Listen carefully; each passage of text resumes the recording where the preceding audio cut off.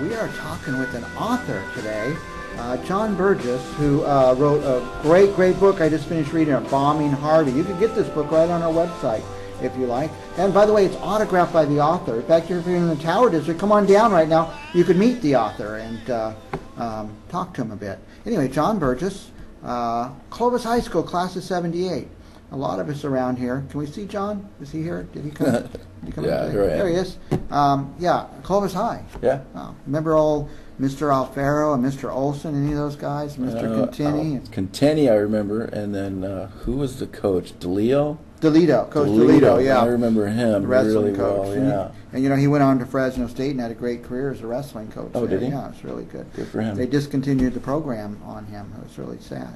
But let's talk Clovis High now. Your dad, John Burgess Sr., you called him Big John? Yeah. You didn't say, hey, Dad? You called him Big John? No, we always called him Big John. And he had a landscaping business, and one of his jobs was building Clovis High. He put all the landscaping in. Yeah. He did the landscaping, the sprinkler system, all the trees, the lawn, all that stuff. And you worked with who? The principal?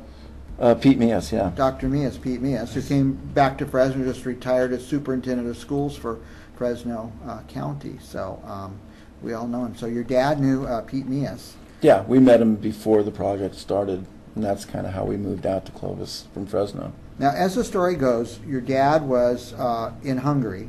He's Hungarian. Yes. And your mom, too? Yes, they're both Hungarian. And what happened? I know the story because I just read the book. I'm dying to tell it, but it'll be more interesting coming from you. Yeah, in World War II, the Germans came in, and they forced everybody to either join the Luftwaffe or the Nazis or whatever.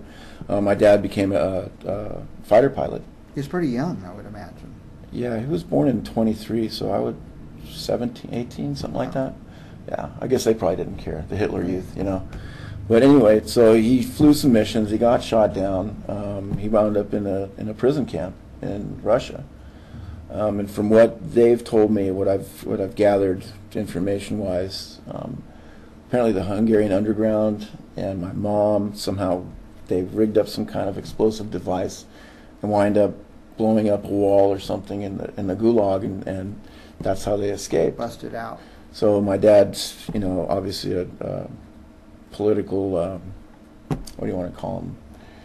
On the lam. Yeah. Running. Russians are probably still looking for him. Probably. So, but anyway, back in 1956, the Russians invaded Hungary to try to turn it into a communist country. Right. From what they said, they got onto they escaped to Austria, got onto a U.S. cargo plane, and wound up flying to America in New Jersey, where they first landed. And then I don't know how they migrated to here, but they first moved to Sanger, and then my dad got a job at PDM, Pittsburgh Des Moines Line Steel. I don't know if they still in business. I don't. It doesn't ring a bell. Yeah, I think they were on Jensen Avenue. But he worked there for a while, and then they wound up buying a house in Fresno, right next to on Maroa Street, next to Barstow. And that's where I was born, and lived there till I was about, I think, 1966. Then 68, excuse me. That's when I guess the groundbreaking started at Clovis High. So they were out talking to Mr. Mias, and they saw a for sale sign at this 20-acre grape vineyard. Right on Fowler Avenue, right Exactly. up the street from Clovis High. Yeah, and the house is still there as far as I know. It's a little bit hidden in the back, but it's still there. So your little kid living over on Maroa and Barstow, I mean, the book doesn't paint a real happy picture of your childhood. Were there happy moments in the beginning out on Maroa? I don't know. My parents being European, I always kind of felt we were different. Just the culture was different. So I really didn't know what was happy or sad, but my parents argued a lot. My dad and my mom both drank, and there was arguments every night, and it just got worse and worse and worse. And your dad had he always been in landscaping, or was that something he got into? He was a meat cutter for a while, I guess. When he was a kid back in Europe, he was a butcher's assistant. But no, he was like I said, he was working for PDM, and then I think in 1963 he pulled a little trencher home and that was the beginning. He first started just putting lawn sprinklers in, in regular private residences, and then eventually things grew. And I think by 1966 he was one of the biggest contractors in California. He was doing a lot of government stuff, a lot of golf courses. All over the state. He landscaped the federal building, which is kind of ironic, But yeah, the landscape business took off really well. They did good, and eventually they bought a restaurant. I think it was 1970. And that was in Visalia? It was actually on Blackstone by Herndon. It was called the Villa Basque. Villa Basque. I do not remember that. It was a family-style restaurant. Do you remember Coates Boats? They were right. That's a long time ago. Yeah. But yeah, that was pretty successful too. But now your dad was, can we say, a tyrant over the family? He was a tyrant in everything. I mean, the way he ran his business. Over his employees. He was very controlling. He wanted to be the one calling the shots. He wanted to have the respect of everybody, knowing that he's the top dog.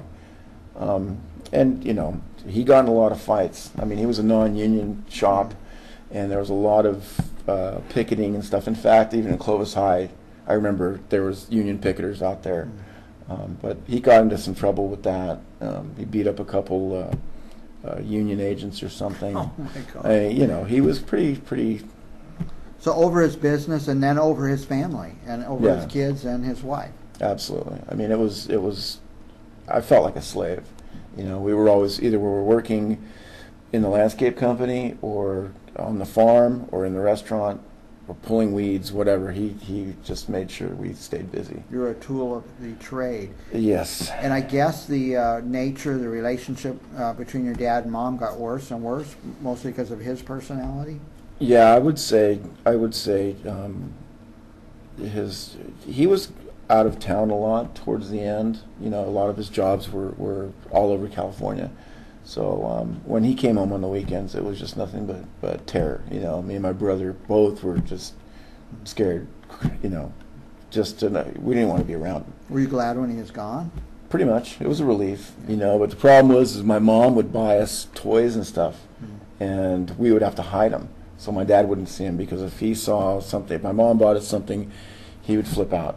Just, why are you spoiling them? They need to learn values and whatnot. And I mean, I don't know how you take it, but his discipline level was really, really high. He wasn't tolerant of a lot of insubordination. And so the pressure on your mom grew greater and greater. Yeah, absolutely. Until 1975, she committed suicide. That's what the coroner ruled it. It was an overdose of Valium and vodka, from what I understand. So she just took off. She went to a hotel or someplace away from home. She didn't have her purse. And yeah, actually, she was. We had sold the 15 acres of the farm and kept 5. And my dad had a big shop for his equipment and stuff. And she apparently just wandered out back there in the back. And actually, 2 of my friends found her on their way home, because they lived in the tract of houses that were behind her house. And yeah, I still remember that day. It was pretty. And how old were you then? I was 15. I was 15, and I think Jim was around 13. But yeah, I never really saw my dad give out any kind of emotion. But I mean, the guy was hysterical. I mean, kind of wrecked him, and that was that the beginning of the end for his business and his success? I don't know personally how he took it, but you could see the change in him.